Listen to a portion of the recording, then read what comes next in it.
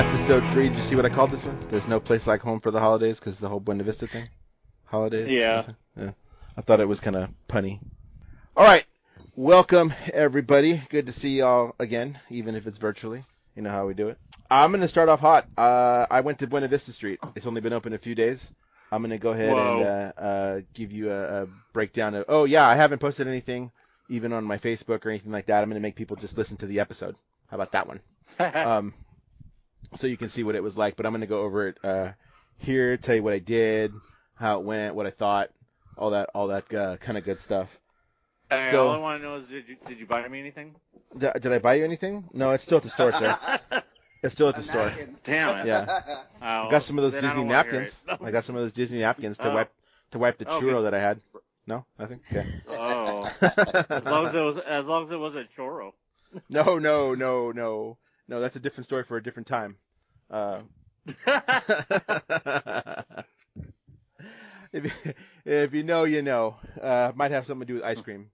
But anyway, no, I got up yesterday, and thanks to we've been talking about. I've been talking about going for a while. I was talking to Gina about how I should kind of make this happen, and some stuff that I saw here and there, piece together a plan. What I did was, I'll give away my secret here because we're not gonna have a run on people doing this. But here's the way that it broke down. Some other website that we don't like and will not mention by name put out this coupon for the Anaheim Hotel, which is across the street from the drop-off on Harbor, right next to that one that looks like a castle, and just down the street from the shittiest buffet there is, Captain Kidd's. So this coupon is good Monday through Thursday for $10 parking all day. So their sign posted says $25, but you park, you go into the hotel, you show them the coupon, they say, oh yeah, it's $10 for you then with the coupon. And you can park just anywhere there on the premises until midnight that day, Monday through Thursday. So I did that. 8 o'clock in the morning, I was in the parking lot, parked, already paid for my thing, and what I did was, instead of going in on the Harbor side, because I had heard rumors that they let in the far side over off of Disney Drive first, I walked from that Harbor side all the way over to West Street, over off of on the other side. I walked all the way over there. Hey, I handled it. I got my steps in. I was fine, knowing that when I left, I could just go back out the Harbor side, and my truck was right there across the street. So by the time I had walked over there, I was probably the 10th person in line. There were that few people there. There was only 2 families in front of me. That's it. I was in line before right about 8:30, and they open at 10. They let us about 9:20. They started kind of getting ready, everything set up.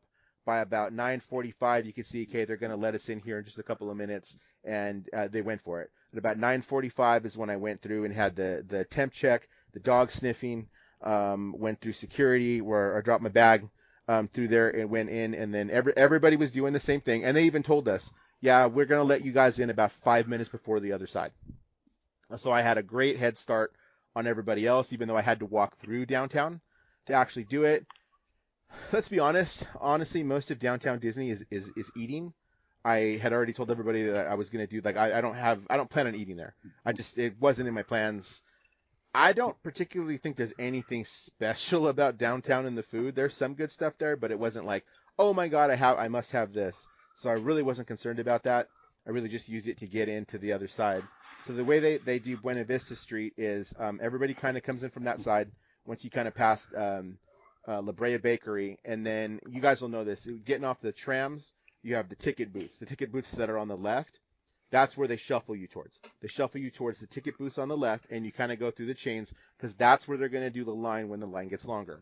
So we went through those because everybody goes through those, cross the Esplanade, across to the ticket booths that are on the side by DCA, and then they cut you past the windows into what normally is that exit on the, or if you're looking at DCA, the exit to the far right, it's normally an exit. That's actually where they have you walk through. That's the entrance. So I walked in there. The big-ass gate. I'm sorry, say it again, Anthony? The big-ass gate. Yeah, the big-ass gate. Yeah, is what they let. Yeah, the one they just shuffle you through at the end of the night when it's all closed. Go through these. Yeah, that one. Went through there all I was probably like the 10th person in the park. Like it was still that really low number because it was really just the people that were in front of me that might have had a little head start.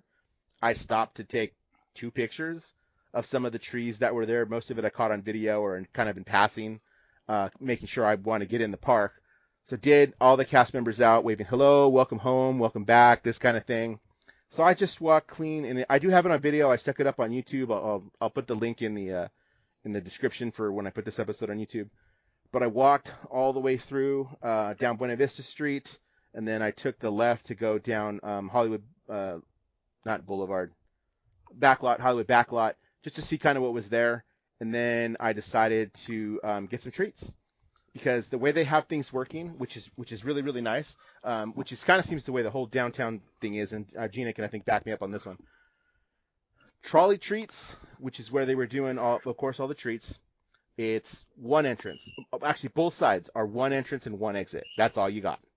For the trolley treat side, the entrance is where trolley treats is, over by where the Starbucks is in the Fife Park or whatever it's called down there.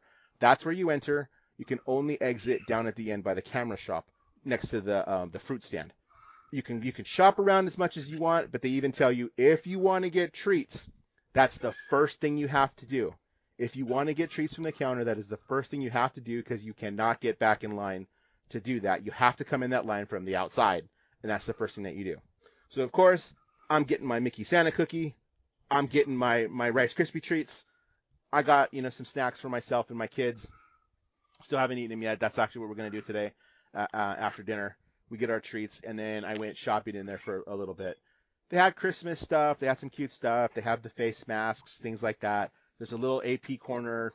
Nothing of interest to me there. So kind of went in there, just not the picture, Michael, just like merchandise. And it seemed to be some of the 65th stuff that just kind of left over from the summertime stuff. Not the so prize. yeah, nothing that's prized. Nothing. I went in, and I told you this yesterday. We were talking yesterday. What are you trying to get? I'm not really trying to get anything.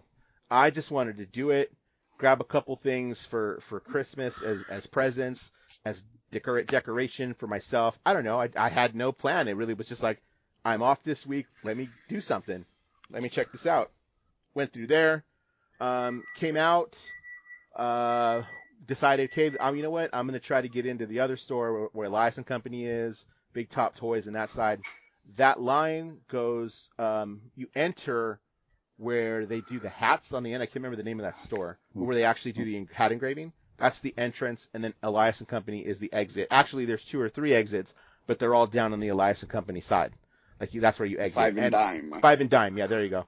But it's just one entrance, though. But it's just one entrance, yeah. And they've got those counters. Which is exactly what I predicted. We know all this is going to prep, like, can you do this at Disneyland? How smooth is it going to work? We know that's where this is going. Right. And it's a test with Buena Vista. But let me finish, and then we'll get to all that and speculation and all that. So definitely doing that. Definitely got, like, what looks like an iPhone that's got the counters on it. In one side, out the other. All the numbers are there. Probably just an app that they have that's connected. Doing that kind of stuff. Spent way more money than I probably should have. But, hey, that's, what it was. Again, I'm buying presents. So I really didn't mind. But, again, it's everything spaced. The closest, even the line was completely spaced. The line went, obviously, down Buena Vista Street from the 5 and dime all the way to where the tree is. Now, let's preface it by saying there is no Christmas tree. Yikes. Yeah, there is no Christmas tree. Is Buena Vista Street decorated? It is decorated, but very lightly. So there is garland on that bridge. The stores do have the wreaths and stuff like that. The windows obviously have decor in them because a lot of that is stuff you can get in the stores anyway. So they have all that. It's got a Christmas vibe, but there is no tree because that line wraps around where that tree goes. The line goes down Buena Vista Street. It goes through that little round, back out onto Buena Vista Street in front of the Storyteller statue, which has been redone, looks all real nice, and then in the street itself. Because in the street itself versus the sidewalk, you still have that 6-foot gap, and it still looks like it's spaced out enough. So the gaps, yes, everything is marked 6 foot. Cast members all over the place, monitoring these lines. One at the end saying this is the end of the line. They've got CMs that have a speaker attached to them The one that I saw was just saying good morning because it was first thing in the morning. Michael has said he's seen videos. Hey, 6 feet, move along. They did not want you lingering around at all. They didn't want you lingering around. They wanted you to keep moving, doing what you were going to do, shopping or eating. Hollywood backlot was the same. You can go as far there as where Off the Page is. They have it then roped off. They have one of the trolleys there that has the wreaths and stuff on it. I got a cool picture of that. And then on the other side, over Grizzly Peak, you can go as far as to the end of where Soarin' is. And they've got that rope up there between there and the end of, I think it's the restrooms, actually. No, it's a companion restroom, I think is what it is. That's where the smoking area used to be. Michael's nodding. Yeah, Michael knows what's up.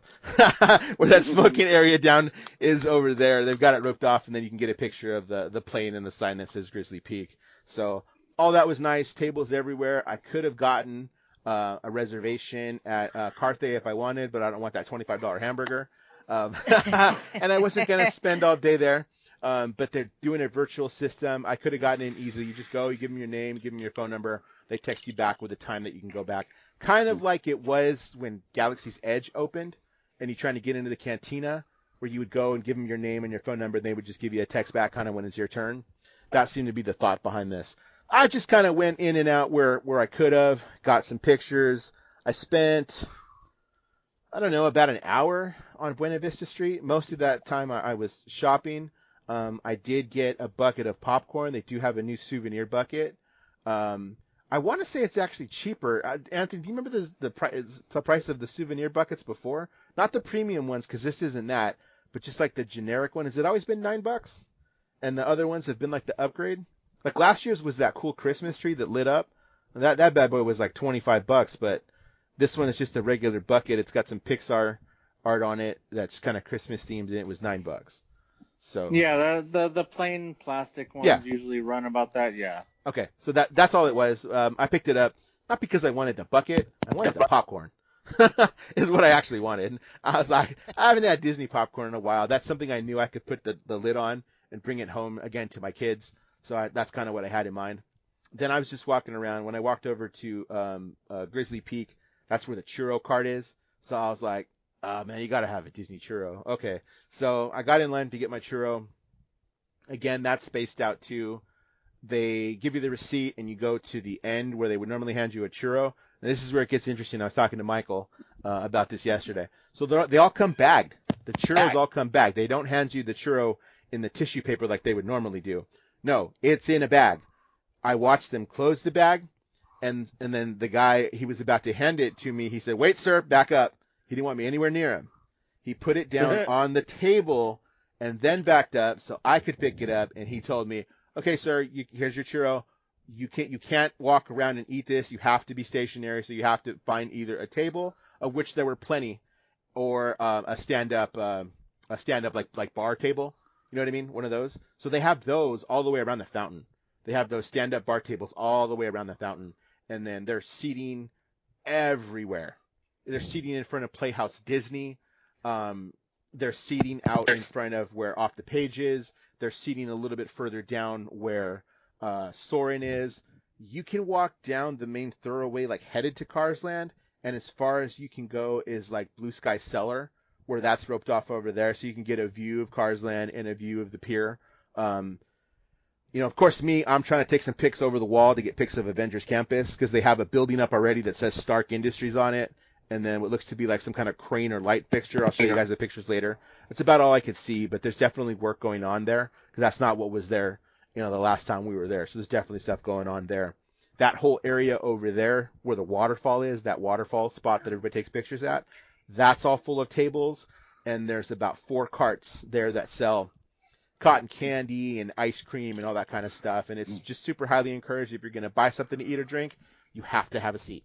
You cannot be walking around. To their, I can't even think of the word.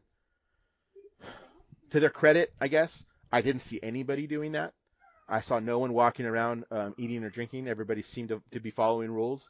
All cast members had on their masks. Some of them had on gloves. Some of them had on face shields. So it wasn't nuts. No, no comparison. No comparison to what that was. That's who. No, Alcohol served, because I did hear that they had the Jack and Coke Frosty at Smoke Jumpers.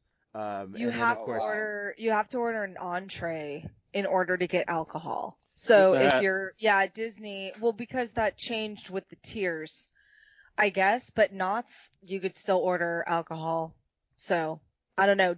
At Disney though, you have to order an entree in order to get the alcohol there. Their alcohol options are going to be really limited anyway, because the only place you have that would serve alcohol open were going to be Smoke Jumpers, which has that Jack and Coke Frosty, and then Carthay Circle itself. Those are the only two places you're going to see that had alcohol. But I felt at Michelada, like at the Wiener place. Oh, maybe. I didn't even look at the menu because I had no intention of eating there. So I know their menu's pretty much the same. There's some special little things there, but didn't have an interest. Hey, hold on though. I'm gonna call you out for some bullshit and for failure, because you should have known better than to not get the price on the corn dog. Because it wasn't $3. That we focus on the raising of the prices of the corn dogs every single year, so you should have gotten the price on the corn dog, so we could at least talked about that. But other than that, I could care less about what they got at Award Wieners, but you should have at least checked on the price of the corn dog. Well, fail, bad Dan, bad Dan, the mailman. Well, I will kind of end it with this. What I was gonna say is that about DCA and Buena Vista Street. I felt really comfortable. I felt really comfortable being there. I went by myself. I didn't feel at any time that anybody was trying to get in my way or anything. Now Michael had asked me, and Gina has kind of told me the same thing. Numbers vary, that people are estimating how many people in, 700 to 1,000 people. There was no way. There was no way there was 700 to 1,000 people in Buena Vista Street yesterday. There was no way. That you're talking about a pretty good size area. It's not huge though. And where can you go? Because you basically have just those stores open. Off the Page is not open. That little souvenir place across from Soren is not open. Where do you go? So there's no way. I don't take it to say that there was 1,000 people. Now, when I walked out, I bet there was on Thursday when day one. Yeah, day one, I could imagine that. Cast members seemed to say it was Cast members seemed to say it seemed to be like an ordinary kind of Monday. Like to them, I kind of heard a few of them talking like, "Oh, it's really nice right now." As far as that, I have nothing else to gauge it with. I'm sure the weekend was a little bit busier, which gives you hope to visit during the week is what I would consider to kind of do it like I did first thing in the morning. When I walked out, I decided to. I had heard some people over talking that World of Disney had already gotten kind of busy, and I kind of had an estimated time that I wanted to get home, just because I wanted to get home. I'm on vacation, and I wanted to do some stuff around here to get set for the holidays. So I was doing that. I did get in line for Stage 17. Honestly, the line for Stage 17 took longer than the line to get into the side with the license company. That took me actually longer to do that. I did buy some stuff at both places. Like I said, I dropped way too much money. I had contemplated going back to World of Disney, but like I said, I kept hearing people that were just talking to other people on the phone, just saying, "Oh yeah, the line for World of Disney." But I was like, I'll go back.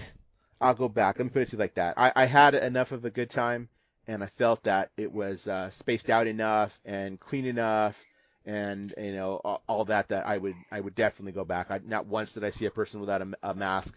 Not once did anybody get in my way. The closest I got to anybody was when I paid, and there was plexiglass in between us. I felt very comfortable. I would definitely do it again in that fashion. The same way that I did it today is the same way that I'll do it again. I did ended up, like I told you, I ended up leaving. There was still a little bit of a line to get into Buena Vista Street. Not like I thought. I think Michael sent me a picture, and that's not what I saw when I left. It didn't appear to be that long at all. And when I went out on the harbor side, you could have just walked right up to the harbor side. There was no line in there. And in fact, Gina sent me a picture later that said, "This is what it looks like on the side with the parking structure on Simba." That definitely was not on the harbor side. You could have just walked up and walked right in. There was nobody on that side in line. Nobody going like through security. 45 minutes after that picture I sent you was probably like 35-40 minutes before that I sent it to you. Before the park opened or before? Some people are already in, so maybe it would probably been like 10-15 minutes after they opened that side. Okay. So that would get everybody that kind of was in line who parked right away. That kind of would make sense. Yeah, because if you see opening day, how they had them all going towards like the bus route, going to Toy Story, that was not even, it didn't even get to that point. So it wasn't definitely that bad. I thought it would have been more busy because, obviously a lot of people are off this week, especially with the kids, teachers. I know that's why you took advantage. I knew that, my daughter's like, hey, we're on break, but it's going to go too fast. Yeah. But did you ever see the signs right there before you enter DCA or the virtual queue to get into DCA? I did not. And okay, maybe that might be for a weekend. Maybe. I don't think they needed it. I think that's kind of what it was. And I kind of I knew that, and I had seen that. Did I see the virtual? I think I saw it for World of Disney. I think that was out for World of Disney, but I didn't see it for Buena Vista Street. I mean, I wasn't looking for it either, but I had known that they were planning on doing that. Yeah, the virtual queue for World of Disney, do you know, still over there by the tram, the tram stop? Everything's over there by the tram stop because that's where the entrance is to get into the place. The entrance where they wanted you to get in line was over by the tram stop. It's further down. You know how you walk through World of Disney and that last piece is kind of where I haven't been in there too many times since they actually redid it, even before the park closed. But it used to be like the toy section at that very end. Near the Starbucks, by the Starbucks, that's where they wanted you to enter the line, and that's where I saw the sign for the virtual stuff on that side was on that side. But like I said, when I walked by it, there was no one in line because it technically hadn't even opened yet. So I mean, I had a good time. Even stage 17 was one group kind of goes in, as another group comes out.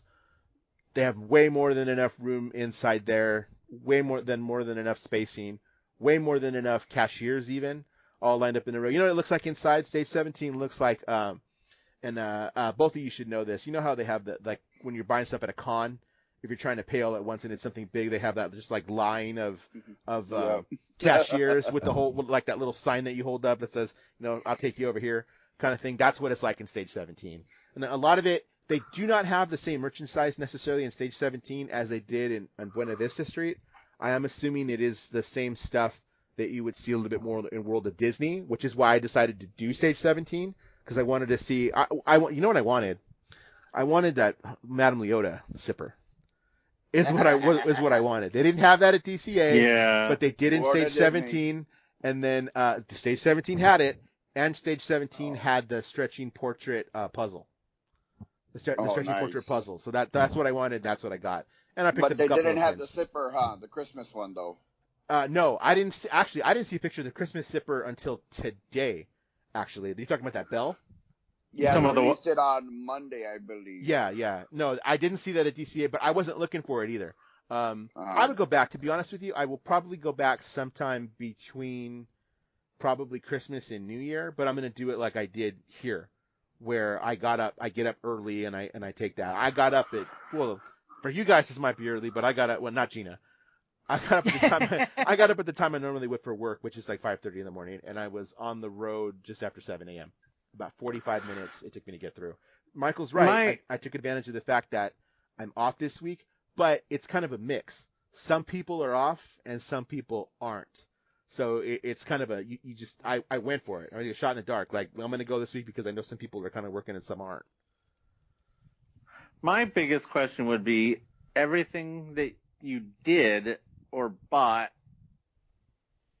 was the whole thing worth it? Yeah. I think as an experience, number one, to kind of get out of the house, to know that I felt safe. I felt safe in doing so.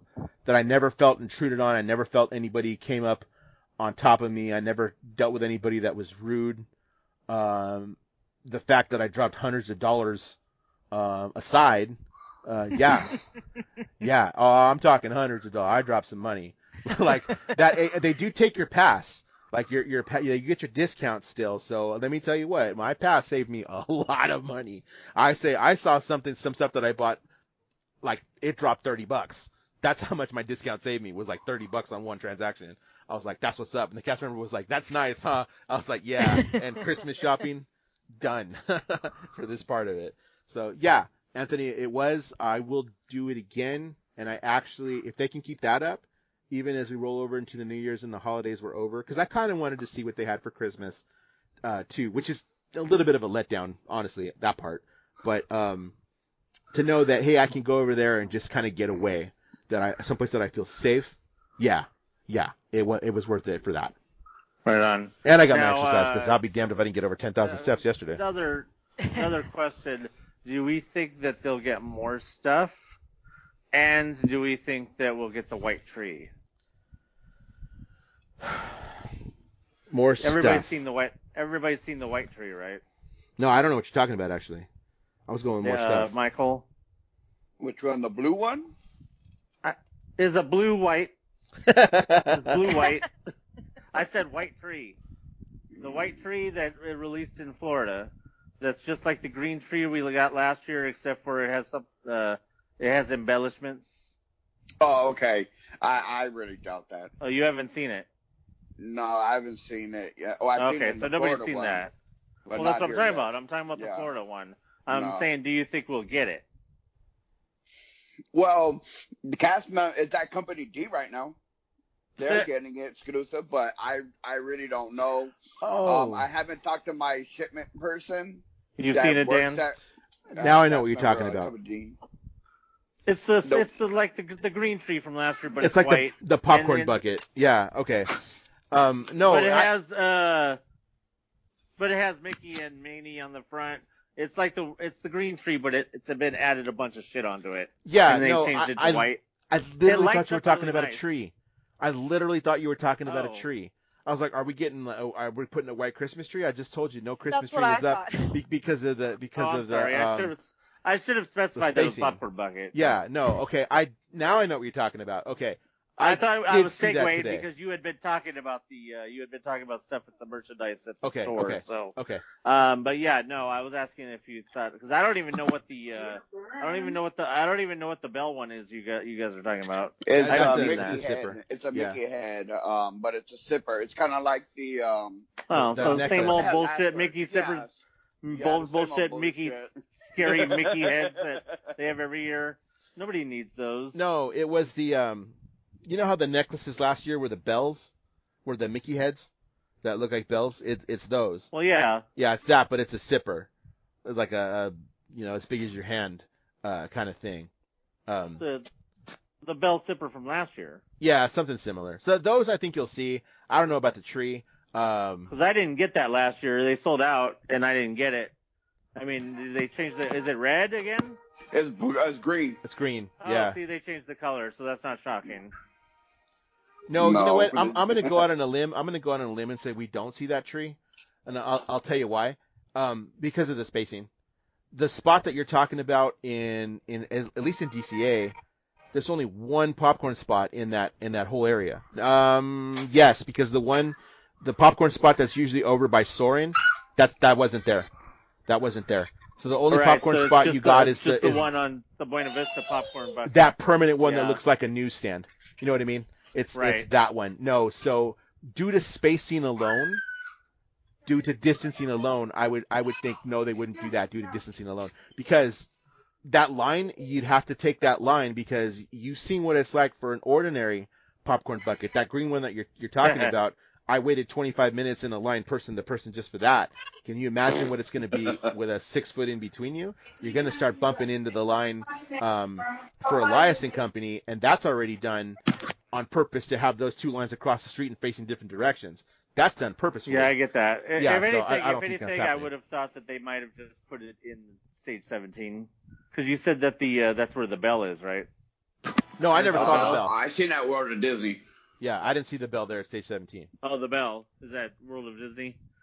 I mean, 'cause, Yeah. the bell would normally be sold from someplace with drinks. Yeah, So, yeah. Well, that's So a little bit more if likely they- to be if- sold somewhere else than a popcorn bucket, though.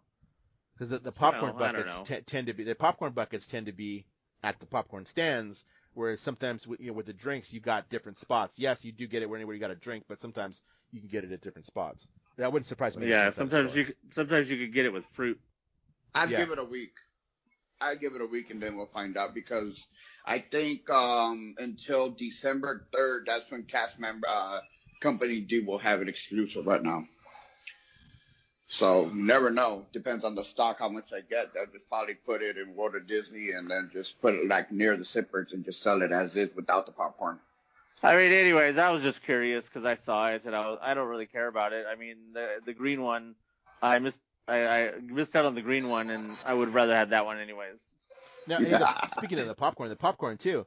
So I did notice that they were, and you know how usually, depending on the popcorn bucket, I mean, most times they fill the popcorn bucket. No, they weren't doing that. They were filling up the cardboard, the regular thing of popcorn, and then putting that inside the bucket, and then same thing with the table. The process is the same. This one though, the popcorn they've been doing side that for a long time though. Well, I know they had it as an option, but I've got it just poured into the popcorn bucket plenty of times. I know a lot of times, depending on what it was, like with the Falcon and stuff, when we bought that, we told them, "Can I have the popcorn separately, please?" This wasn't given to me as an option. That's just what they did. Oh, really? Yeah. So I just dumped it in there because I was going to store it and take it home every anyway. time they always give it as an option for like the last 5 years, but I guess it just depends on where you go. Well, I've been asked before. I wasn't asked today, and I wanted it in the bucket itself because I knew I was going to get it home, so I was going to seal it. So I mean, of 3 cents, but they wasted the box for me. I ended up throwing it away. There goes a tree. Yeah. Well, one of the well, that's not true. I put it in the bag so I can recycle it here at home, Michael. There you go. The popcorn stand had a black dot they told me to stand in. So go ahead and stand in that black dot over there, and then when they put the popcorn on the table, you can pick it up. The churro side didn't have the black dot, but it was the same concept. They want that distance between you. They don't want you coming up next to the cast member. They want that distance between you. So again, all this is stuff in place that I was like, all right, yeah, I can deal with this. I did eat my churro. It all certainly sounds a hell of a lot smarter than nuts. Let's see if it's been any different. That's a nice transition into Gina and her Taste of Mary Farm. Unless anybody else has any questions about Buena Vista Street, that was kind of my experience. Like I said, on my personal YouTube page, I got up a little video of me going through stuff, and I'll put up some pictures and stuff later. Go for it, ma'am. I did go to Knott's Taste of Mary Farm. I am going back. When we go back, we're going to do the evening. So we left at like 3 o'clock in the afternoon. So we left before it was really getting busy. And we did that sort of on purpose. We like to break our day up. So we got there when they opened, ran into some YouTuber, and we went through the shops. Just a note, the Knott's Berry Farm face masks, my husband loves them because he has a big face. Literally I cannot see. If I wear a Knott's Berry Farm face mask, it goes from my eyebrows to my chin. Before you move on, because I ended up buying one for your husband. Thank you. From Disney here. I ended up buying my entire family face masks, just because I thought it would actually be call me nostalgic in these times. Kind of cute. Photo op, just in this, in this quarantine Christmas we're gonna have. I thought that was cool. But I opened mine and put it on the extra large. Yeah, it's actually all right. It's actually not bad. Like as far as like the way it fits me, being a bigger guy, it actually wasn't bad. I don't know if I wear it every day. They fixed them a lot. Yeah. Well, the early ones I heard were garbage. Yeah, Disney. I got an early one. It fit me fine, but I have a small little head. But they were uncomfortable. Disney has definitely stepped up the mask game. I heard Universal had the best masks, but I haven't tried that. But I'll tell you, Knott's Berry Farm, they're cute face masks, but I have to wear kids if I'm going to wear one. So if you're struggling with your large head, go for it and buy a Knott's Berry Farm face mask. But other than that, I wouldn't suggest it. But we got there early. They scanned us, asked us our questions, super socially distanced when they were there in the morning, walked through, same stuff as it's been. We felt really comfortable getting in. We didn't, they have a photo pass person now. In the front, when you walk into Knott's Berry Farm, they have like their front big photo op. Knott's went all out, by the way. Their decorations are a 10 out of 10. Knott's did not hold back. They just went for it. So when you walk in, it's just this giant Christmas explosion, and And now I saw the difference between, because I saw your photos, some of the photos you posted. That's the big difference than what we had over at Buena Vista Street, where that's not really the case. They had some stuff up, but like I said, they had their Christmas vibe. Now that I think about it, I did want to mention this. There were no photo ops. There were no photo ops. There's no tree, which ordinarily is a huge photo op. Did I see people taking pictures? Of course I saw people taking pictures. That's just what you're going to do. I think it was more for nostalgia. But what I noticed, and I think Michael's going to find this funny, is that people were taking photos at DCA with the most random stuff. As if, like, this is the first time they've been there. Yeah. Not only in that 8 months, but this is the first time I've been here maybe in years because it doesn't cost anything to get in. Like, the gas pumps that are in front of Soren, that where that station wagon is? It's a Coke stand, basically. People taking pictures with that. I'm like, that's not okay, I guess. I mean, that's one of those, like, this is the first time I've ever been here type photos, rather than anybody that's returning and is just like, dude, I passed that freaking gas station, that gas pump, like, at least once a week, kind of thing. So I was kind of worried about the Walt statues, especially since they said they redid it, that would have added they would have had to try to have a really long line for people trying to take pictures with that. How was that look? You could have walked right up to it. Really? You could have walked right up to it.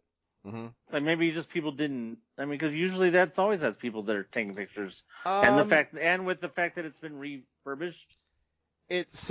Yeah, I mean, I agree with you. I know it usually does have. Well, I can't even tell you a long line. There's usually a few people taking pictures of it. I didn't notice not one person that I saw yesterday actually taking a photo. Crazy. Of it. When I walked by it, and since I was one of the first ones in the park, I got some nice shots of it, and I did hear that it was redone, but no, I didn't see anybody. Yeah, they redid both. With it. Both of them. Yeah. So, but Knott's Out did it. So let's just Gina continue there. Yeah, they went all out, and so we didn't wait because there's usually like right when you walk in, everybody's gonna take their picture there. We were cool. We didn't wait, but now they have a Knott's actual photo person there. So which they were doing a really good job. I think personally, I've been to Taste of Knott's, Taste of Halloween, and now Taste of Mary Farm. And I personally think Knott's is trying to step up their game in terms of better social distance, getting people through lines faster. I think they have more staff. And they've opened the whole park this time, which I think helped with those bottlenecks. But again, we didn't stay there at night, so I can let you know when we go on the 5th, I'll let you know what the nighttime vibe is. But the daytime vibe was totally cool. The first thing I wanted to do, I mean, it's 2020. I needed a masked social distance picture with Santa. So now you can actually go online ahead of time, and if you purchase like a picture, you can also reserve a spot. But when I went on Saturday, it was first come, first serve. So I was the second person to walk up to the lady taking your name. And the didn't even let the kids do it. You and your adult husband walk up to fuck them kids. No. That's what she said. I said, fuck them kids. Move, Johnny. Well, I was like, hey, we deserve a spot too. But I did take a spot like right when they opened at 1:00 because I figured parents are still coming in. So I was like, I'll just get like one of the first spots with Santa before he had a chance to warm up. And when you come back, they want you there 10 minutes ahead of time. And if you're late, you're gone. Like, they're not even messing around. They're like, if you're not here when you're supposed to be here, we're filling your spot with somebody else. The only people who I think struggled with mask compliance, because I was really looking for it, were kids. Yeah. And I'm telling you, these parents were flipping out over their small children, like not wanting to wear the mask or it flipping down. And some of the kids are adorable and it's on and they're fine. But you can tell there's a lot of littles who are just like, get this off my face. I don't want this anymore. And to be honest, that's who I saw struggle. I saw more people sitting. Nobody was walking and drinking like the last time, but again, it was very early. I know that usually changes as the day kind of progresses and people have had more to drink. And they did add more alcoholic choices.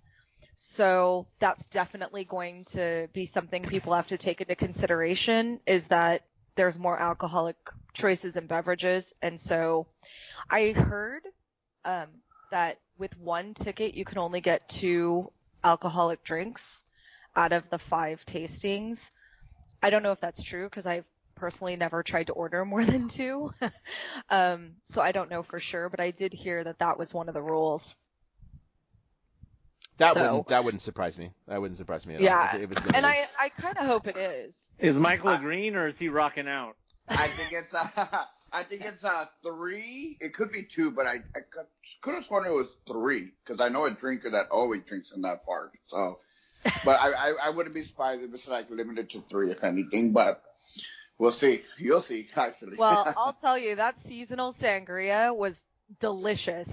I had the seasonal sangria. It looks like 7-Up with like 3 cranberries thrown in it, so it's not exactly like that festive. I think the boysenberry sangria looked better, but it was so good.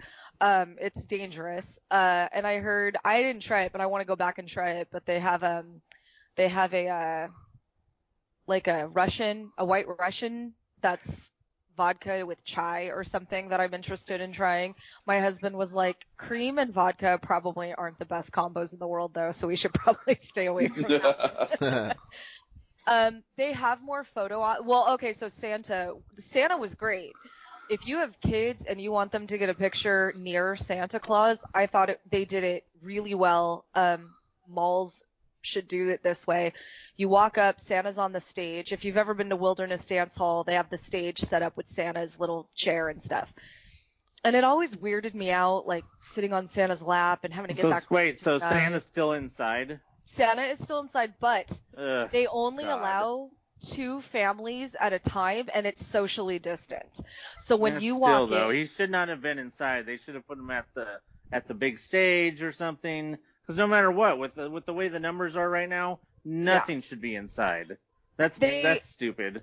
And continue. I'm sorry. No, and I agree that they should have more. That they should have more outside, especially Santa, who is older and chubbier and probably in a high risk category. But I will say that Santa stays back. He has a mask on. Mrs. Claus is there. She stays behind a rope. She has a mask on. They are they have it all mapped out. They only allow 2 families in. The rest of the time you're waiting outside. So I felt really comfortable with that. I'm also not too high risk. So I'm very cautious because I take this seriously, but I know that I'm not in a super high risk category. So I'm not as vigilant. But so they have boxes set up where you could sit down. And the one thing I did not agree with, they allow you to take your mask off when you're going to take the picture with Santa. And that's what I disagreed with. So when I walked up. Especially inside.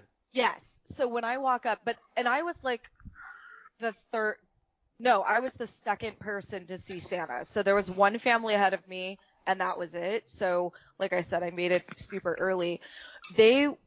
When the family got up, they wiped down everything. The little girl was touching one of the velvet ropes. They wiped that down.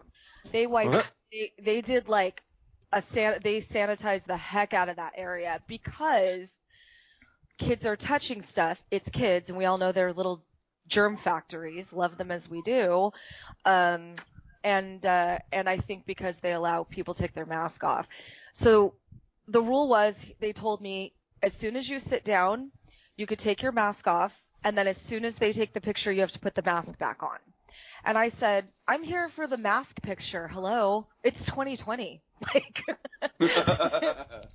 Who's taking their mask off? I want this immortalized. I didn't wait in line for Santa as a grown ass adult so I could take my mask off. Should have asked them if they can give you a roll of toilet paper as a prop. Right? I should have.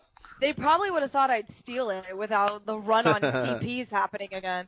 But it was totally cool. Santa was nice. He said a few words. I watched him interact with the children who were in front of me, and it was as, quote, normal as you could get in 2020.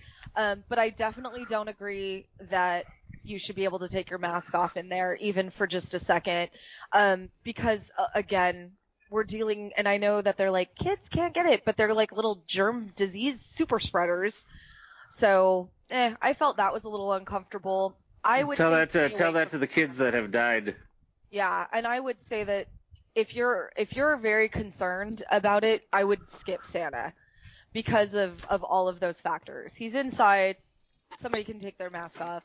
If you're not as concerned about it, if you feel that you're okay, then by all means do it. I'm not going back to see Santa, so I'm done with that one. All the other character, quote, meet and greets are done outside, socially distant, and everything. So I think they tried to keep it pseudo-normal for Santa, but there's really no reason. He's the only thing in the barn. There's no food, no loitering, no tables. There's decorations, but just as props as you're walking through.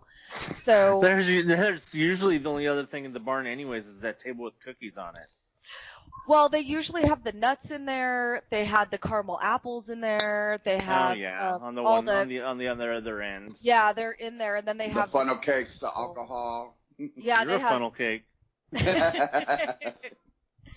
The food that we ate was really good. We got the turkey ball bites, the like deep fried turkey balls. They're so good. We got pro tip.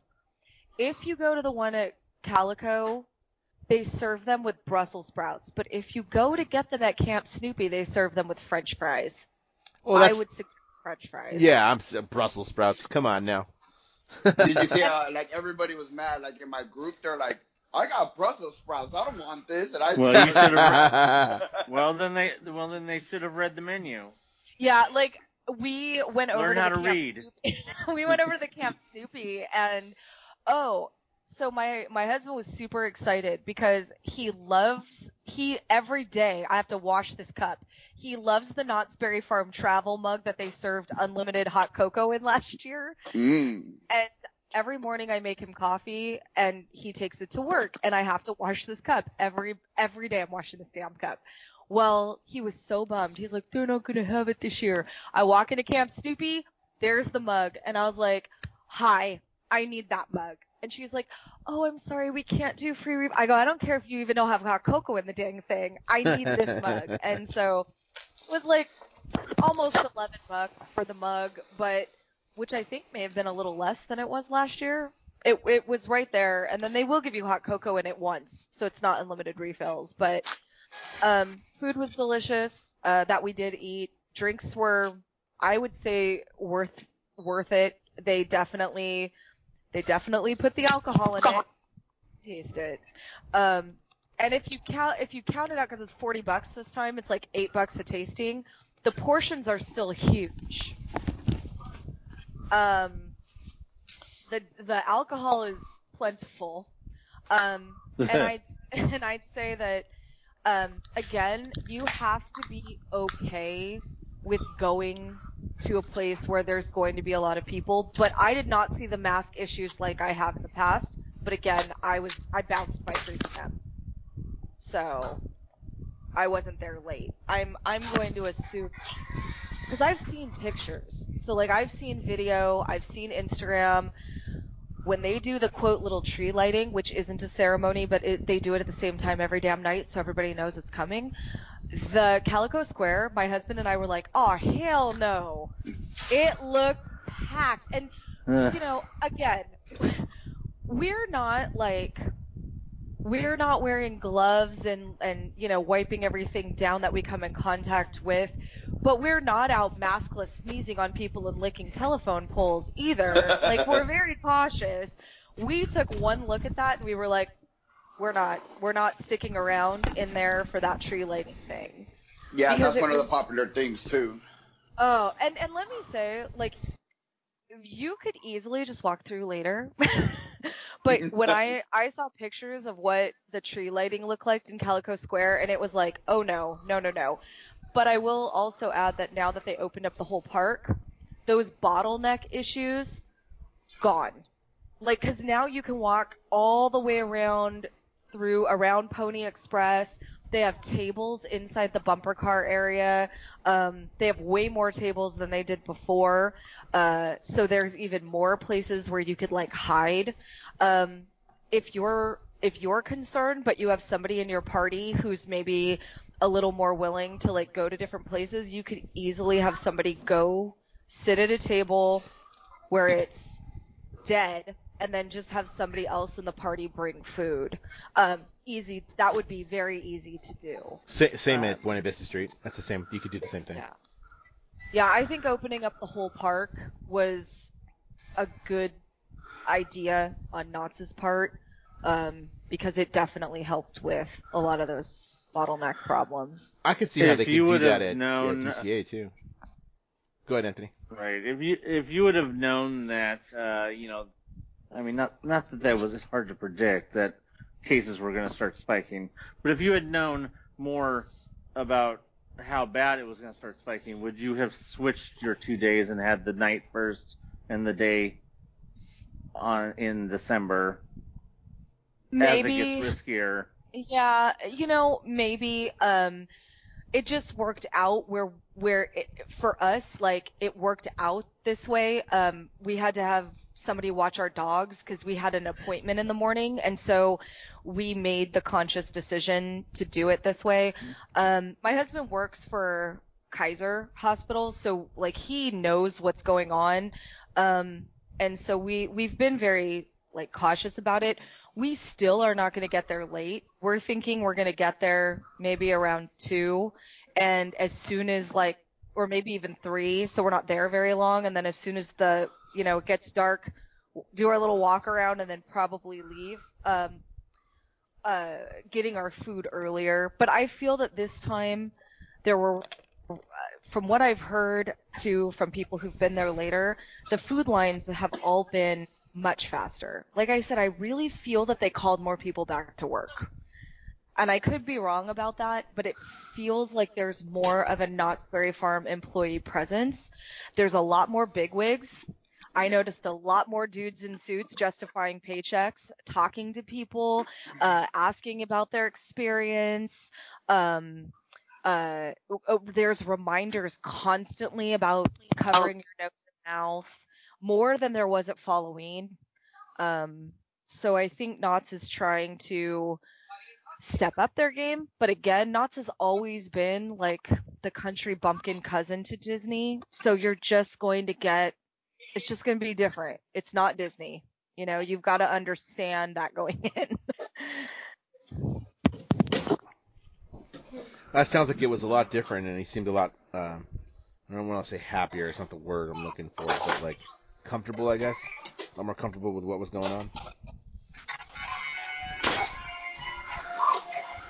Yeah, I want to go to DCA. I think I'm going to take a day off work next week, because why not? Everything we're doing, the kids can do by themselves. Let's be honest. It's that time of year where we're like, it's study hall day because you're all failing. So I may take a day off and go to DCA just to kind of see how it is and, compare it a little bit to Knott's. But I felt pretty good about Knott's. Better than I did Halloween. Good. That's good. That's really good. I'm glad you're going to enjoy it again. Yeah, what I do feel I missed, and we'll see if this works out, excuse me, was to see what it looked like at night, to see what was able to be lit up at night in DCA, which I'm going to be honest with you, I have not seen a lot of pictures at night yet, and it's only been less than a week that it's been open, but I haven't seen a lot of pictures at night. I've got one blogger I follow that I've seen DCA at night from. Just one. And I follow quite a few of them because I have no life. I enjoy watching them. No. Well, I follow them too, but I was Best Life and Beyond who I saw who went at night. I think Theme Park Obsession did, but then he bounced and now he's in Florida right now. But yeah, it was Best Life and Beyond. I saw them. They did a whole DC at night, and they ate at Carthay. Yeah, they ate at Carthay. I have to say, Carthay food looks good, but I just feel that if I'm gonna spend $500 million at a restaurant, it's not Carthay Circle. I think there are better 5-star restaurants. You're just gonna eat there to say that you're eating at DCA, and it's not at Award Wieners, or we have a burger like McDonald's Jumpers. I mean, their food looked. I'm gonna be honest. The food I saw from both places looked subpar for even Disney food. That's a joke I made with Michael. We've been joking about that $25 hamburger, and I've mentioned that before on this podcast. But he was like, "Oh, are you gonna get something?" I'm like, "No, not really. That's not really what I'm going for. I'm not going for that vibe." Nothing at either of those three places. I'm like, "Oh my God, I must have that." And I know there are people that are like that. I'm not one of them, though. I mean, I eat at Smoke Jumpers a lot because that's one of the places. My son is so picky with the chicken. Like tenders and chicken strips, they serve chicken strips, so we end up eating there a lot. So I'm pretty familiar with their menu. I like it just fine, but it's not anything I can't get, somewhere else. Not having to be in DCA. Well, we eat and they out even of necessity. pared down the menu. Yeah, and they even pared down the menu. So it's like if I'm gonna be at downtown Disney, I would rather I really enjoyed my lunch at the Uva Bar. They had great food. It was outside. I felt really comfortable. It was delicious.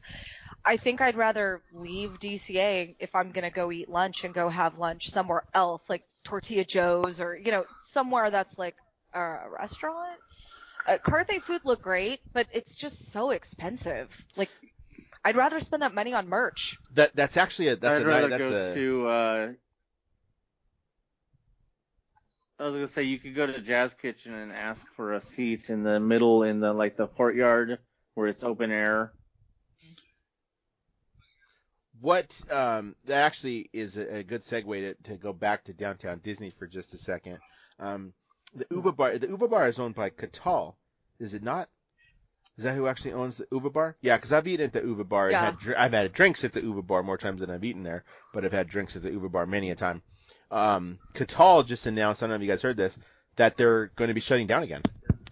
They don't really have any kind of place to do any kind of outdoor seating at Catal. And a few days before that, they usually have a breakfast with Santa kind of thing that they canceled as well, because when Orange County slipped back into purple, that's not allowed anymore. So they're gonna shut down again. I've eaten at Catal. I haven't eaten at Catal other than breakfast, and that was because some organization that my friend works for, they do the Chalk Walk every year. I usually do the Chalk Walk too, and that organization, that company, usually buys breakfast, like a buffet breakfast at Catal. So I've eaten at Catal for breakfast a number of times because I've walked with my friend in the Chalk Walk.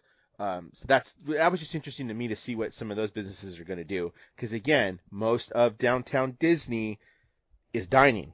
There's not a whole lot. There are stores, but there are not a whole lot of stores.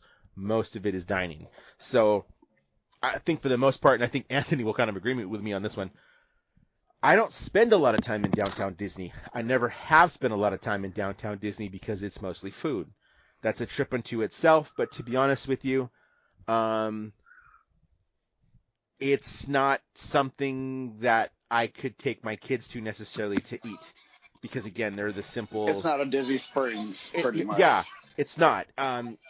It's not the chicken strips kind of thing. I mean, ESPN Zone when it was there was okay, but it was kind of hard to get into. Rainforest Cafe when it was there, that's really not that good food. It's just really different. So it's I haven't been to Salt and Shake or whatever it's called, or even Splitsville. I don't have a problem with them. Pricey is kind of what I've heard. Different time, different day, but I haven't had the need to go to downtown Disney. So the Buena Vista thing kind of was like my cue to be like, okay, let's kind of do this to not only see what they did for kind of Christmas, but check out the merchandise kind of thing. It'd be more about World of Disney for me than anything else that's in downtown Disney. That's just kind of what I think. I don't know how many places are going to stay open. I don't know what's going to happen there, but it's going to be interesting to watch. Any kind of thoughts on that, or am I just kind of spouting up at the mouth? Well, the no indoor dining, it's just another hit. So they'll probably, I don't know, but I'm going to assume that they're going to just open up more outdoor space at some of these that they can. It's the new regulations in LA is killing everything. My husband and I were going to go up to Universal Studios to go get a butter beer and maybe just walk around, go to the Universal store. But now that LA is shutting down like everything, even outdoor dining, restaurants. We're like, well, we're like, what are we going to do? Go sit in the car? I'm like, I'm not driving an hour to LA to sit in the car and sip on a butter beer. So, and again, I get why they're doing it. I mean, cases are out of control and all this stuff.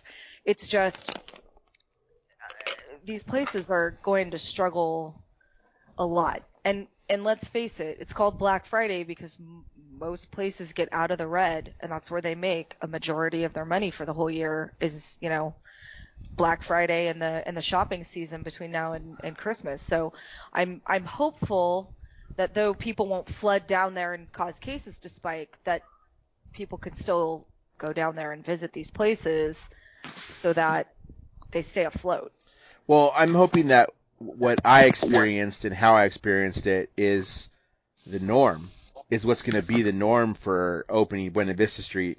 Because plenty of those people are going to go down there and they're going to frequent not only Buena Vista Street to do their shopping, but also the restaurants in downtown Disney. So hopefully that helps them stay afloat, but that it doesn't get crazy. So, I mean, we all know this is a test for what Disneyland is going to do. What are you going to do, with Main Street, which, if you thought that it was busy that first day of Buena Vista Street, can you imagine the first day on Main Street? Like, I know Michael's kind of moving around there, but can you imagine what the first day is going to look like on Main Street if they decide to open that? That's going to be crazy. Super spreader event. Maybe. You know what? I want to find the person that coined that term. Who coined that term? Super spreader event? Yeah. I don't know. It was probably some media person. That's They've about been to make using my it to distance learning reference, term. right? They've been referencing I've read a bunch of articles about the 1918 flu, and they've talked about the Thanksgiving parade being a super spreader event. And I'm thinking, well, they didn't coin that term in 1918. I'm a history major, and I don't think I've ever heard that before. No. Just like they changed the media, how words and everything morph. They went from calling it swing states to battleground states. And I've been laughing for a whole month. But yeah, I don't know. But super spreader definitely has to go on your list, Ann. Oh, yeah. Of my distance learning term, super spreader is, there. Like, that's just a weird term. But anyway. So that's what we've kind of got for Disney and the not side of things. So, and I can't speak much to this, but I know Gina and especially Michael can. Not Universal, Six Flags. Six Flags has tried something completely different. Just completely different in this day and age to try to bring some people out there. So I'll let one of you, Michael, you ready to talk about this and kind of give us a breakdown of what you know, what you heard? There was a lot of negativity the first 2 days, I can tell you that. Well, first, I guess we should kind of explain for anybody that doesn't know what we're talking about, what we're talking about, what's going on. So basically, in general, you actually are able to drive very slow through the whole park. I was actually shocked because, heading towards Roaring Rapids, all the way down towards Apocalypse, it's not a big way. But I've seen on the first day in media that they pulled it off, and it makes sense where you could only have certain size vehicles. That's what I was wondering, man. Can I get my truck through there? I think you can, but there is a limit because they were specifically saying big dually high rise trucks. Okay. And, some people wanted to take bigger U-Haul vehicle type things. They even excluded that on the website. So pretty much you enter through, I believe it is. Oh, it used to be the employee area. I think that's where they enter and exit through another way. The biggest confusion with everybody was when it came out, everybody thought it was $20 per car. And a lot of people just bought it right away, just like that. Until you see social media, Twitter blowing up with Six Flags saying, is it 20 per car, 20 per person, 20 per two people? And it ended up being 20 per person. And in the beginning, some of the customer service were saying 2 people per 20. And then you had other people saying, no, it's $20 per person. So there's still a little bit of confusion with that. But from what I know to this day, it's $20 per person, and up to, I believe it's 4 to 6 people in the car, and that's the limit. If by any chance you go there, let's just say like me, you, Dan, and Anthony got the tickets, but Gina didn't, and you go there with her, once they see all your tickets, oh, you don't have it? Okay, $20 right there. They're not going to let nobody slide. They check the vehicles, just like, back in the days when the drivers used to be strict and they used to hide people underneath, and I used to hide a lot too. The movies. And so, yeah, they're very strict. Yeah, very strict on that. One of the biggest issues that they had was in the beginning, because everybody wanted to go. When you reserve your ticket, there's a time on there.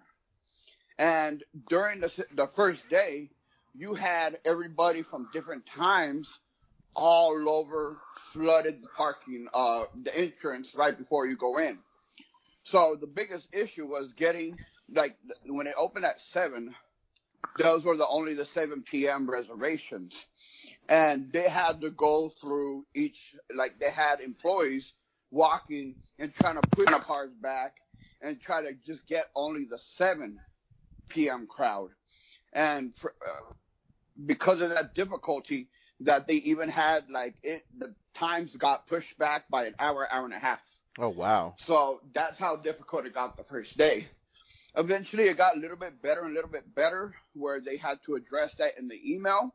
But at the same time, people were just still coming, thinking that, if I get there early, I'm going to get in, even if I don't have a reservation.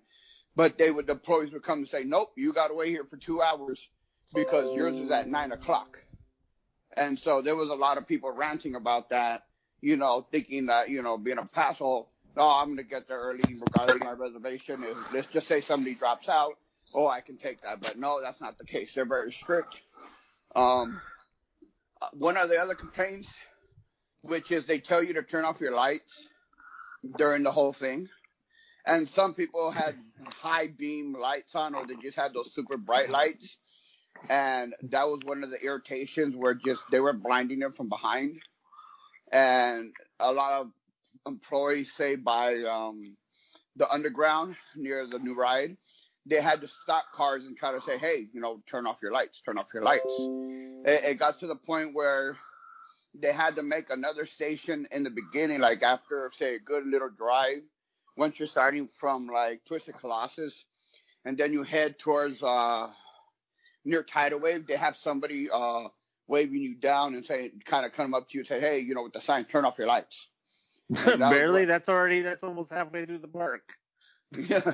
No, but you still got to go up. You still got to go all the way around Roaring Rapids of Viper. Then you got to go down all the way towards the main. Then you go past Goliath and back out that way. So it's probably maybe 25% through. But overall, what you're paying for, and let's just say if you see, how malls and certain places are trying to do the same thing, but just in a shorter version, they actually went all out. They had projectors. They had some of the rides going. Some of the, if you guys have ever been to Fright Fest, and same as Knott's Berry Farm, where you have the guys on the stilts, well, they have them at Six Flags during the holidays. But this time, in certain areas, they were dancing like crazy, or trying to mess with you, kind of like if it was a Fright Fest type thing, but more to get you hyped while you're in the car, the music. They had a section near Tidal Wave where they had some drummers playing some music. West Coast Customs dropped a couple cars from their shows for you to see that. Pretty much it's more decked out than you've ever seen at Magic Mountain. And I've been there for the last 5-6 years, especially during the holidays because of family. And they went all out. Lights you've never seen in areas. And the only funny thing I thought was right when you get to the entrance where the fountain is in the beginning, they have the snow going off. And one of the things you're supposed to do is if you have your window down at all, you have to have a mask on. If you have your windows up, you're good. If not, then I've heard a couple of videos that I've seen. The employee will be like, hey, please close your windows or have your mask on. And they had to actually stop the rotation because you can't go more than less than 5 miles per hour. There was times where it has been backed up. Obviously the first day, people weren't listening or just doing their thing. One person got stopped because they were drinking alcohol in the car. And I really thought that they were going to escort them, like maybe they had an emergency exit way to say, hey, you know what, you messed up, get on out here. Like, you violated our rules, and we checked your cars, very thoroughly. So, but beyond that, nothing but positivity. Even though people think it's a little pricey, a lot of people didn't want to drive far. Annual pass holders getting free. They just have to do the reservation. And beyond that, nothing but good reviews. I saw that. Sorry. I was just gonna say that I saw that they had characters out because I saw pictures from Parks and Cons, and I saw the Looney Tunes characters there in front of the fountain, and with Revolution in the background, all lit up with Christmas lights. Yeah, and right there by the kids area where I forgot what it's called, where the Sierra Falls are at. They had some around there. There was another section. They had some of the pretty much like in the entrance, all the characters, even some of the characters on the stilts. They had different type of characters that were not related to Nas, but just in Christmas theme, how they normally have it during the holidays. So it was actually pretty spread out and pretty good. I got to give them props, and a lot of people that went pretty much enjoyed it. One of the things that made them, regardless on the price, is that the fact that they can say they drove through Magic Mountain. And not a lot of people can say that. True story. It is a very unique park design that you can actually drive through. The whole thing. You could even technically drive up to Samurai Summit if you had like a Fiat or something. That's what I was thinking of. Like, I couldn't get my truck over there if I wanted to. Not in that end of the park. I have a Mini Cooper. We're good to go. Oh, yeah, you could definitely drive up to Samurai Summit. I can get just about anywhere in that little teeny car. So I looked online, and it says admission tickets start at $20 per person, and it's a minimum of 2 individuals per vehicle is requested, but it doesn't say required. But it says that so that's what it is. So it's $20 per person, and yeah, season pass is free. So I think the drive-through light thing is awesome. They have one at the Pomona Fairplex that I was looking at. I was gonna bring that up actually. You talking about the Elf on the Shelf one? Yeah, the Elf on the Shelf one. Okay. I mean, it's expensive. Yeah, that's what my complaint was gonna be. Yeah, it's just, and I get that it's expensive. Because me and I was thinking of my niece, because my niece is 4.5 and she does not like wearing a mask. So we're not taking her to Knott's. We're not taking her to DCA because she just doesn't want to wear one, and it would be more traumatic for her to drag her through this park, smacking a mask on her every 5 seconds. So we were looking at the car ones, and I think it's a great alternative. But man, $20 a person. She's 4.5. Well, okay, hold on though, but and I know you and I talked about this. I don't know if the guys have heard about this. Have you guys heard about this Elf on the Shelf thing at the Fairplex in Pomona? Yeah, I've seen videos. It looked pretty cool. I haven't seen that one. I've seen that the traveling dinosaur one called Jurassic Quest. Oh, I know. If you guys have ever heard of it? Okay. Well, it's switching to a drive-through starting January, which is fine. Wow. But we were looking at. So I came up on my feed somewhere on one of my freaking socials, this Elf on a Shelf thing, and I think it was just a drive-through thing, or maybe, I saw somebody do it, and I was like, oh, that'd be something kind of cool, because, Halloween I did a lot of those, like the Riverside house with the pirates, and the houses that do the lighting displays with the music. I did those, so I was kind of looking like, okay, what's Christmas going to have, so I can kind of do the same thing. Those are the getaways with my family, because I can do those things and keep it like that. I saw that, the Elf on the Shelf thing, and then I had said something to Gina about it, but then I looked at the price, man. It's $35 a person. Oh, it's $25 a person for that one. I didn't even realize it. Oh, but hey, you can VIP upgrade, and they'll give you Yeah, it's $24.95 per person. Wow. And the tickets are sold for designated time slots. Everybody in the car must have a ticket unless you're 2 or under. It has to have a minimum requirement of 2 tickets or people in the car. So if you're a sad, lonely person, then it's going to cost you $50 because they're selling a 2-person minimum. How did you see $25? Because that's not what I saw. I saw $35.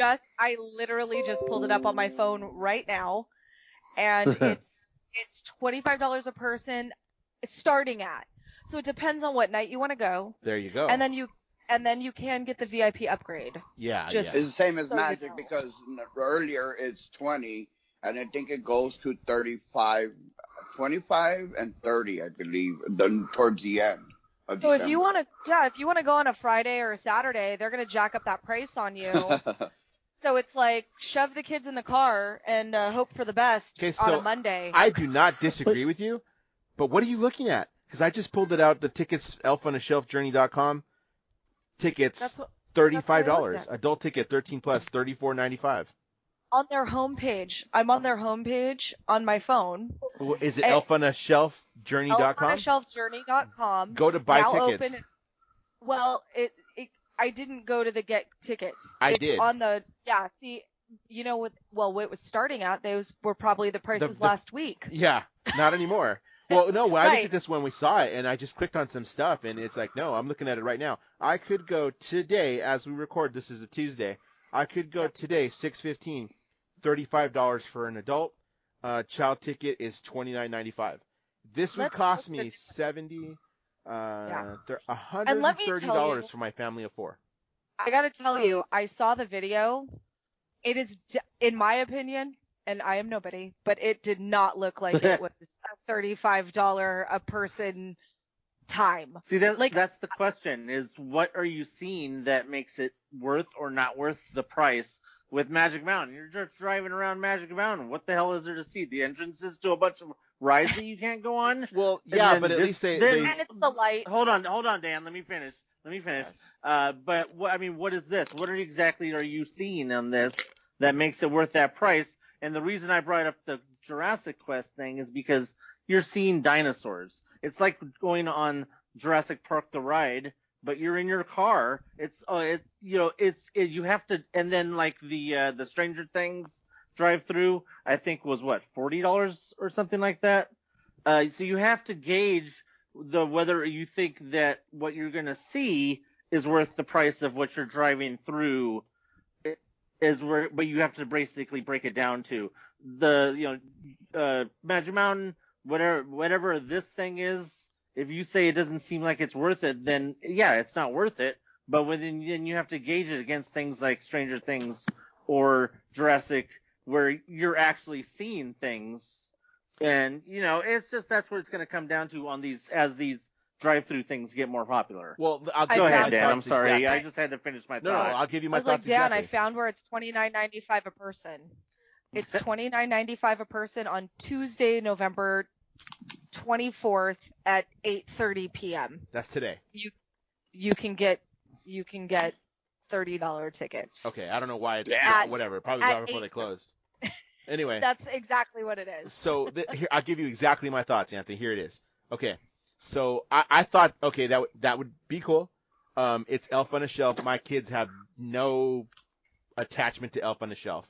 It kind of was something that became a thing kind of after they were past that. I was looking at it as, hey, it's something for the family to do.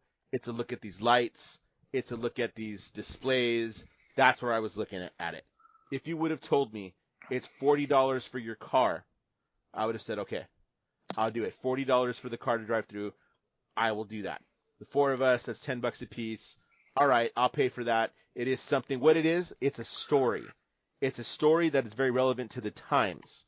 Like it has to do with the fact that Santa can't deliver because of a virus. It's very relevant to what's going on now. Okay, follow along on the radio kind of thing. Okay, I'll do that. $40 will probably be my limit for the car. $34.95 just for me? No, I got no attachment to Elf on the Shelf for $35 just for me. No, there was no way that was going to happen. It's a little bit more reasonable after Michael explained everything they have at Six Flags to say, oh, they went all out. They got these lights. They got these guys who on drums. They got these guys on the stilts. Okay, not that Elf on a Shelf doesn't have some of that, but the pricing was better at $20 a person. I would take that pricing over the pricing for the Elf on the Shelf thing. I would do that. The only thing that's keeping me back even from that is the distance where I am from Magic Mountain. That's a 2-hour drive. Hella far. That's a 2-hour drive there and a 2-hour drive back. That's a long freaking evening. Hell, Gina has been to grad night. You know, when we did grad night at did you Disney or did you grad night? I did Disney, but I've been to Magic Mountain, and it's an excursion. It is. You know, you're like, in my opinion, if I was gonna go all the way up to Magic Mountain, I would get a hotel room and I would stay there for the night. Yeah. Because I'm 100,000 years old and I like to go to bed early. So Michael's got family out there, so it's a little bit more reasonable for him where his family's located. You know, when I have my daughter, I do the 2 hours there. You know, pick her up in HP, go to Magic, do almost all day. Drop her off in HP and go all the way back home. So I'm like 2.5 hours there, 2.5 hours back, and I've done it like multiple times. And trust me, by the time I hit Corona, I'm dying. I need to roll down my windows and just bump my music. Yeah, I mean, back in the late 90s, early 2000s, I worked at Universal. I lived in North Hollywood. It was close. Yeah, I'm not going to. I'm not driving all the way to Magic Mountain for some lights. I mean, it's something to do, somewhere to go, and I think part of the issue is they know that they have a captive audience. Like, especially if you're being super safe, like being in your own car where you don't even have to roll down a window, it's like that's the ultimate in safety. And look, you could stare at these pretty lights and listen to this little story, and it's great. And it's supply and demand. I think that they're selling out. People are buying it. I just, for me, I'm not gonna spend $70 on 2 adults to go look at lights and hear the story of Elf on a Shelf. I would go to Magic Mountain, but for me, it's just too far. Like, I don't want to drive that far. Yeah, that's cool. I'm glad it seems like they have the stuff worked out. I'm sure they're finding their ways to make money with it. Was there little add-ons to stuff, Michael, that you know about? If there's packages where you can get food and hot cocoa and all that, and right before you enter, when it's your turn, you give them when you check your tickets, they hand it to you like in a box type thing, and then when you're off to go, just eat and grub, and they just tell you make sure that the driver is not eating and drinking and driving. So they find a way to make their money. Unfortunately, you're missing out on the best. You're missing out on the best thing at Magic Mountain, though, and that's the funnel cake. Because, no offense to Knott's and anybody who's a Knott's truther about funnel cake, Magic Mountain still has always had the best funnel cake. Amen. I've had that funnel cake at about 3 o'clock in the morning at a grad night. Yeah, I mean, it was good. You hit that second hunger that comes in because you've been awake all night. It hits the spot. I've had that funnel cake, several times. Very, very, very early in the morning or late at night, depending on how you look at it. I think we covered everything today that we want to cover. Oh, you know what I want to talk about real quick? If everybody's got a couple minutes, because I think we can do this pretty quick. The Lego Holiday Special and the Mandalorian.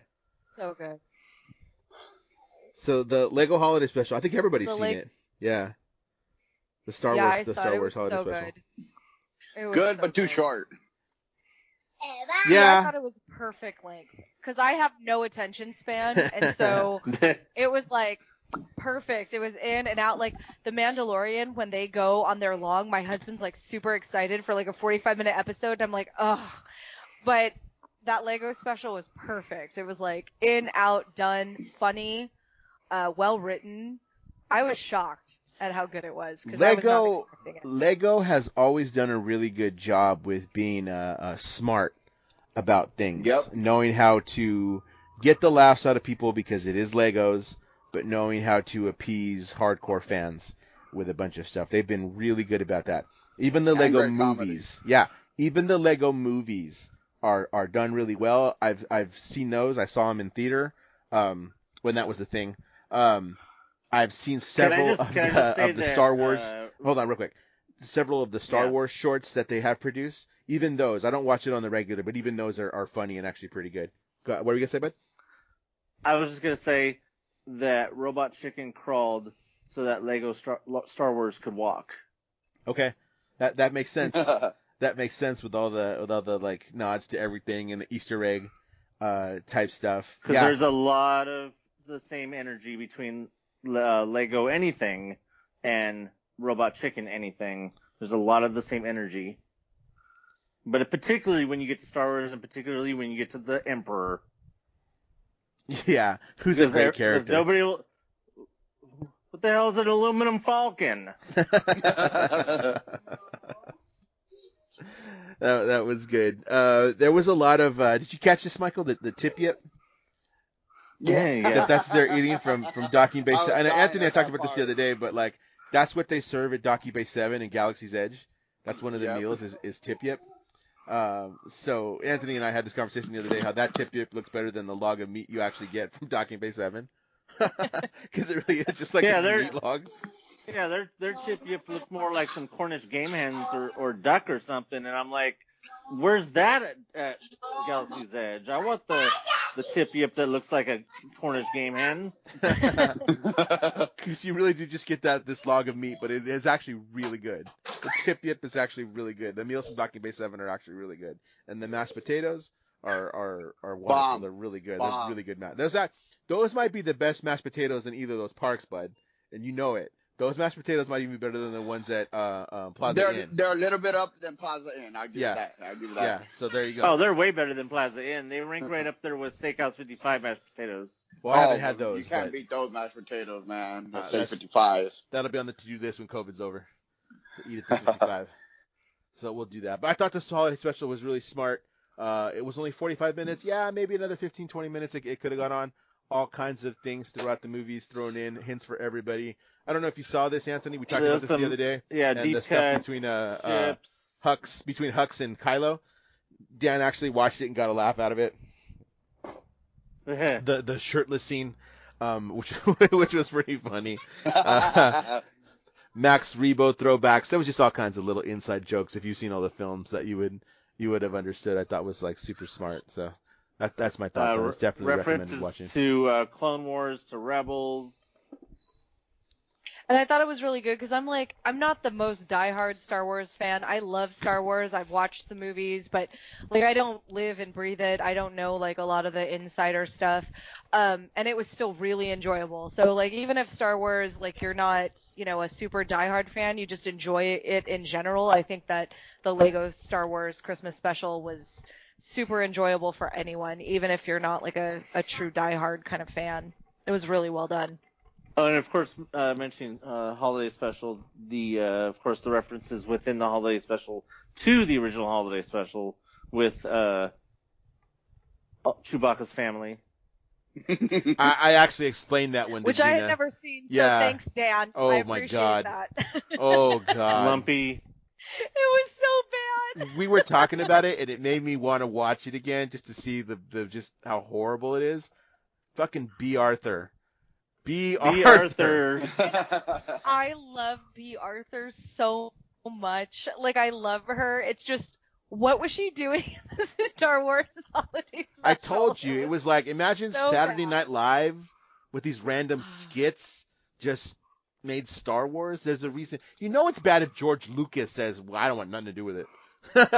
If George Lucas says that. No, I'm sorry. Saturday Night Live could have done that better than that. They did do better than that on occasion. No, that was more like it was done by the same people who did the Donnie and Marie Entertainment Hour or something like that. It was like it was variety show level bad. It was definitely had that 70s flavor. Like, you have to appreciate the 70s for all of like the cheesiest 70s. The stereotypes of the 70s, like that's what this movie was. Absolutely. If you don't have the stereotype. Yeah, if you have no context of the 70s, you have no context for the holiday special. Let's move on. It was bad. From the really bad to the really good in the Mandalorian.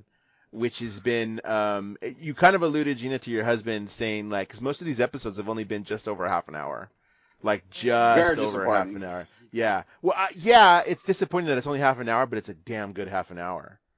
Oh yeah, it is. It's a damn good half an hour. Like it does go by really fast, and you're like, but you're left with like, I want more. Like I keep waking up thinking it's Friday, right? It's Friday, right? It's Friday. It's only freaking Tuesday. I want Friday to show up because the next one is called The Jedi. I think the next episode that we have to come out is actually called The Jedi. So is that where we get Ahsoka or whatever her name is? Yeah, that's I don't where. know. Well, Yeah, that's the speculation. That's First of all, how dare you? I don't watch. I'm gonna be honest with you. I have never watched the Clone Wars. I have no interest in watching half of the offshoots.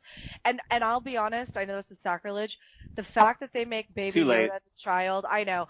The fact that they gave Baby Yoda all these stupid baby sounds drives me nuts. I can't. Like. Oh no. Hey, okay, I'm on board with you because I'm gonna give a very unpopular opinion. I don't like the child. Yeah, that's a very unpopular opinion. So this has been episode 3 at all. Right here. Bye. Well, let's wrap this up so she can. How about we let's talk get about wrapping what up. happened 2 days ago? With what? The announcement of Joe Rohde going bye-bye, retiring. Oh! I thought we were. Okay. Are we done with the Mandalorian? Yeah. Well, unless you want to say anything about the Mandalorian. Sorry. Yeah. No. Well, let's wrap it up pretty quick. Skipping ahead. Yeah. That's okay. Let's go ahead and finish Mandalorian real quick, and then we'll go ahead and wrap up because we're hitting that spot where it's like we should start wrapping up. No, I don't have anything but praise for the Mandalorian. You want our wrestling part, the kayfabe culture? We talked more about Sasha Banks being involved on there, who was a fantastic job. We see Bo-Katan now, so we've got connections now to both Clone Wars and the Rebels cartoon series. The next one is it's speculated that the next one is supposed to be the one with Ahsoka Tano because of the title. So we can't wait for Friday. Fantastic thing to wake up to after that's right. And the writer, it's a Filoni episode, right? Yeah. So who's a true. And it's 45 minutes. There we go. So looking forward to a lot. Trifecta. Even the second episode, who people weren't like, oh, that was kind of a sleeper episode. No, that was a monster movie, is what that was with the big spiders. That was a monster movie that you saw. I loved that. That was The Mist. Really you know what I mean? Yeah, that was The Mist kind of thing. Stephen King reference there. I thought it was really good. I like personally how a lot of these could be standalone episodes. They kind of have almost and I know this has a negative connotation, but I don't mean it as such. They almost have, like, I've heard it referenced as like a spaghetti western vibe to it, but not like that. So that's intentional. Yeah, I love that. I love that these could be, like, I don't know the whole Star Wars universe, like I've said, yet I've really enjoyed The Mandalorian, aside from the baby sounds of Baby Yoda, because that's annoying, but I love the comic relief of Baby Yoda. I think that it's necessary. It plays off the straight man of The Mandalorian really, really well. You know, as somebody who I taught English and had to read like such awful, horrible stories when I taught middle school English, it's refreshing to see writing that's really good in Hollywood, because usually it's not. Like, usually Hollywood writing is just rehashed and, you know, not really well done. And I feel the writing on The Mandalorian has been really well done. And even for somebody who doesn't like it or doesn't really know Star Wars, I sit down, it's something I can watch, and they did a fabulous job not binge watching. The fact that they're releasing this 1 week at a time, excellent move on Disney's part. I think so. That's a good way to kind of wrap that up. Michael, seemed like you wanted to talk about we just had somebody retire. Is that what you're talking about? Yeah, go for it. Sad news. Nah, I know probably you guys know more than I do. But no, Anthony maybe, not me. I know the name. You know who retired? I saw that Joe Rude was retiring. Y'all can give me some. He's been there for a long time. He's done a lot. I mean, he did his crowning achievement as Avatar. I mean, it's time to go out on a win. I mean, if anything, I'm gonna guess that he's probably being forced out. Oh, you think because of okay. Yeah, I don't think he's retiring because he necessarily wants to retire. He was probably given an option of retiring or be laid off. I mean, we know that from some of those laid-offs that we talked at, like I think in the first episode, Yeah. that there was a lot of Imagineers and everybody laid off. You have to figure that was going to even go up to the top. Gina's shaking her head. She agrees with probably what my assumption of the matter. There's a lot of golden handshakes that happen in a lot of companies, and it's just a way for them to say, all right, listen, we need to save money. You make a lot of it. Why don't we just handshake away? You walk away retired. We'll give you a bonus. You save face. It'll be fabulous. Happens regularly in our profession. Happens all regularly the time. All the time. It happens all I the would time. like a golden handshake, and I'm 42, so they can come on over. Yeah, me too. But you got a lot of buying out to do. You got a lot of buying out to do with the 20 years I got left. Yeah, I know. So no, he's the one who was in the Imagineering story, right? Yes. Like a large portion of that one episode was on Joe there, correct? Yes. Yeah, on the opening of Pandora and all of that, he's the one with the big things in his ear. Yeah. Okay. Have you watched that, Gina, the Imagineering story? It's so amazing. It's worth a watch. Yeah. Is it on Disney Plus? Yeah. Yeah. It was one of the. Okay. It was what everybody was watching. Two things when Disney Plus dropped. It was the Mandalorian and the Imagineering story. Those were the two things that everybody was watching when Disney Plus dropped. How many episodes? Like 5 or 6 episodes of it, something like that. Okay, Something I'll like take that. a look. I haven't. That and Into the Unknown are like the two best things on Disney Plus as far as not like movies and stuff, but the two best documentaries. I like the Jeff The Goldblum Frozen stuff. 2. Oh, the Jeff Goldblum was good, but the Frozen 2 documentary was like tops. I haven't seen that, so I'll check that out. Oh, you need to see that. That's amazing. Hey, battery is running low. So you know what that means? Whoa. That means That's our cue. that is our cue to say, all right, we've covered everything that we want to cover. I don't know. We'll see about before Christmas, but not sure. Maybe during that week between Christmas and New Year's to kind of see what things kind of shake out. Maybe we hear some new announcements from Disney about rumor is they want to try Disneyland the week before Christmas. That's a rumor that I heard from some people. So we will see what happens there. I'm sure we're going to hear a lot of announcements now that Buena Vista Street is open about what may become of Main Street or even the rest of the park, which I think they could pull off. I think they could pull off the entire park for shopping and dining. So yeah, if they could get out of purple. Yeah. So we will see. All right, I'll end it there. Any last comments? Because that battery sign usually means I only got a couple minutes back on the laptop before it goes. No, then we should go. All right. Bye. That sounds good, guys. I'll talk to you all soon. Good to see y'all. Bye, everyone. Bye. Bye.